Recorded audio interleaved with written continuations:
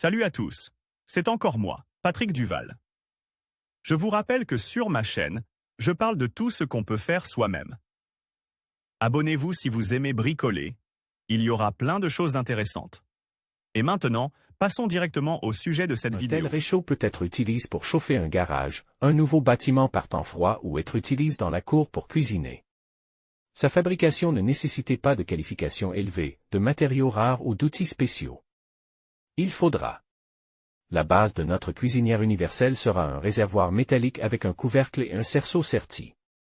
Un morceau de tube car-profil, de la tôle, un tuyau en fer blanc, d'une bombe de peinture. Le processus de fabrication de la cocotte. Si le réservoir est neuf, retirez le joint d'étanchéité, qui brûlera encore lors de la mise en marche de la cuisinière. La bague de sertissage ne sera pas superflue pour fixer le couvercle sur la cuve. Coupez un morceau de la longueur nécessaire dans le tuyau profil Bolgar et un segment de la taille du demi-cercle du couvercle dans le matériau en feuille. Il suffit de pouvoir placer le tuyau profil et le tuyau rond verticalement sur le couvercle.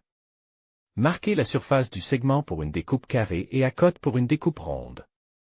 Le trou carré est réalisé à l'aide d'un Bolgar et le trou rond à l'aide d'un découpeur plasma. Nous fabriquons un polyèdre à partir d'une bande de tôle.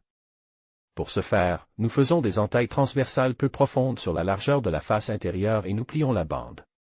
Jusqu'à ce que les bords opposés ne se rejoignent pas. Le joint est soude. Le périmètre du segment et les encoches sont usinés à l'aide d'une émerie et d'une meule, en éliminant les bavures et en coupant les irrégularités. En utilisant le segment comme modèle, nous traçons les découpés sur le couvercle du réservoir, que nous réalisons ensuite à l'aide d'un coupe-boulon. À l'une des extrémités du tuyau profil, nous fabriquons une grille.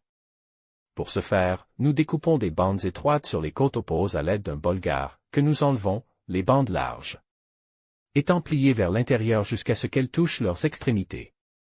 Pour une meilleure organisation de la combustion, nous déplaçons la jonction des bandes vers l'extérieur, ce qui raccourcit la longueur des bandes d'un côte.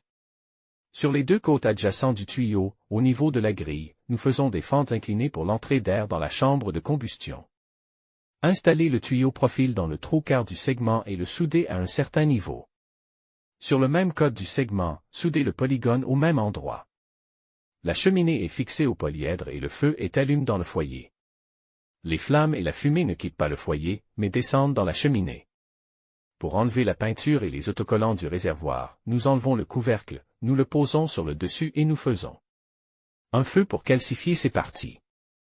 Nous travaillons toutes les surfaces de la cuve et du couvercle à l'aide d'une meule boisseau fixée sur la broche de la machine bulgare.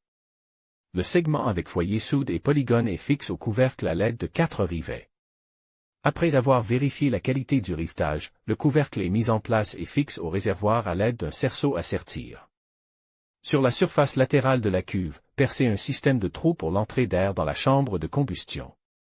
En tenant compte de la profondeur de la cuve et de l'emplacement du four, nous fabriquons un diffuseur pour organiser les flux dans le four de manière à assurer le meilleur rendement. Il se compose d'une bande métallique égale à la hauteur du réservoir, à laquelle on soude une plaque horizontale en bas pour la stabilité de la structure. Nous fixons à angle droit une bande courte à la bande longue, qui n'atteint pas le fond du chauffe-eau.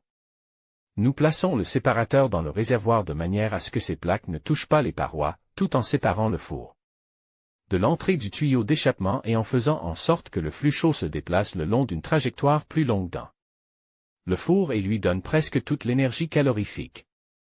Mettez le couvercle en place et fixez-le à l'aide d'un anneau de sertissage. Peignez la surface extérieure du four avec de la peinture résistante à la chaleur provenant d'une bombe à aérosol. Remplacez le tuyau d'échappement, mettez du bois dans le foyer et allumez-le à l'aide d'un brûleur à gaz. Au bout de peu de temps, la cuisinière entrera dans un mode de combustion stable et permettra non seulement de chauffer la pisse, mais aussi de faire bouillir du œuf et même de cuire des aliments.